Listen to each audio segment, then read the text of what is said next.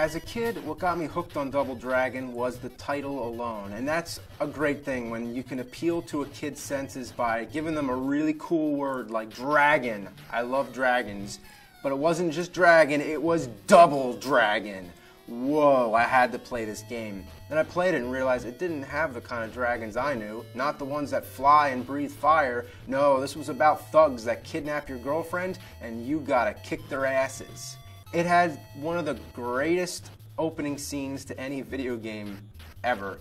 It tells you everything you need to know without bullshitting around with any kind of, opening story or anything. They go up, they punch this girl in the stomach, throw her over the shoulder, they walk away, and then it's like, what? Then you gotta go kick their asses, and it gets you fired up. You wanna go out and, beat people up after that. One of the innovative things about the game was that you could interact with your environment. Like you might see a box or an oil drum or something, you pick it up and you throw it at people. A lot of times you can disarm the enemies, you can take their weapons. You can also learn new moves as you go on, so there's like the jump kick, or you hit them with your elbow, or you jump on top of somebody and punch them on the ground. Or my favorite was when you knee them in the stomach and then you grab their hair and you throw them. And you always try to position yourself so there's something behind you. Like I always like when there's like a pitfall or a river or even a wall or something, because you want to throw them into something, and that's like a little bonus. So the game's only 4 levels, but they're some of the hardest levels you'll ever play. Toward the end it gets brutally hard. It becomes more like a platform game than a beat 'em up.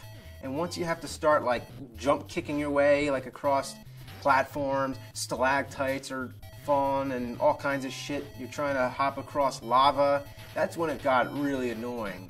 And then you get to the 4th stage and it's these bricks coming out of the walls, and I swear there's no pattern. Every time I play it, I can never tell. You just walk in front of them and then boom, you're dead. I got so frustrated with that game as a kid that one time I took it out of the NES and I just threw it across the room. And then my dad comes in and is like, you want me to smash it with the hammer? That'll be more efficient. And I'm like, no, don't do that.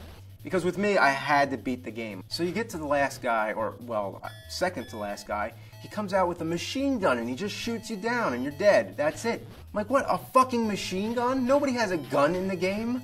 I can never beat the machine gun guy. Still to this day, I don't think I can. But the last enemy is, Jimmy Lee. But, well, let's back up, okay? So the arcade version was a co-op game.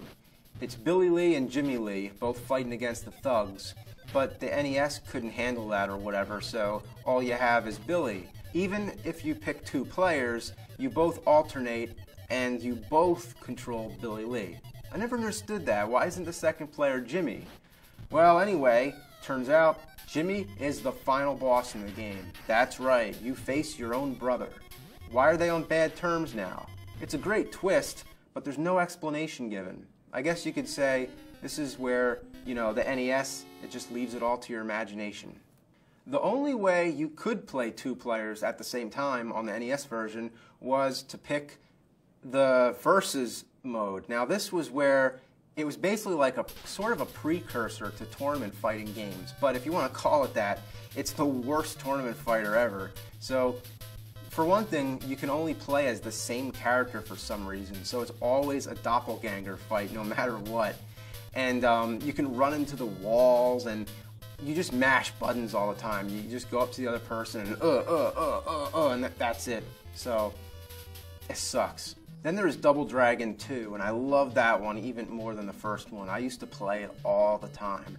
There was something just fun about the fighting mechanism. It was just addicting, all the combos, you bust people up, and there's that chopper stage where you're up in the air and you can knock people out the window and you see them fall out the chopper. And then there was these spike ceilings, I remember. I think it was on stage 4. And basically the ceiling is all covered in spikes. And when you get them into a punch combo, you uppercut them into the ceiling, and it's 3 hits in one. It's number 1, your fist, number 2, the ceiling, number 3, the floor. So it's just like that. Then there's the locomotive, and I love that because the locomotive comes out, it just covers the whole screen, and you gotta climb up there and just knock people off. It's therapeutic. The only thing I didn't really like about the game was the way you kick. The kicking was a little awkward because you always kick backwards for some reason. It's hard to explain, but if they're in front of you, you punch. If they're behind, you kick. Also, stage 6, I believe, was where these platforms start disappearing all over the place. And then, it became like a platforming game and not a beat-em-up.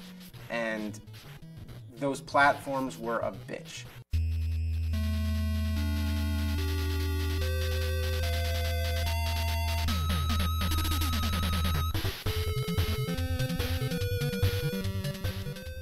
Double Dragon 3 was like a sick joke. One life, no continues, Bimmy and Jimmy, need I say more? We don't need to get into that again. There were other games, Battletoads and Double Dragon, that was a lot of fun. One of my favorites was actually the Neo Geo CD version, and it was just called Double Dragon. It was a tournament fighter. And believe it or not, one of the best, in my opinion. It's one of my favorites, at least. I think it's about time Double Dragon comes back.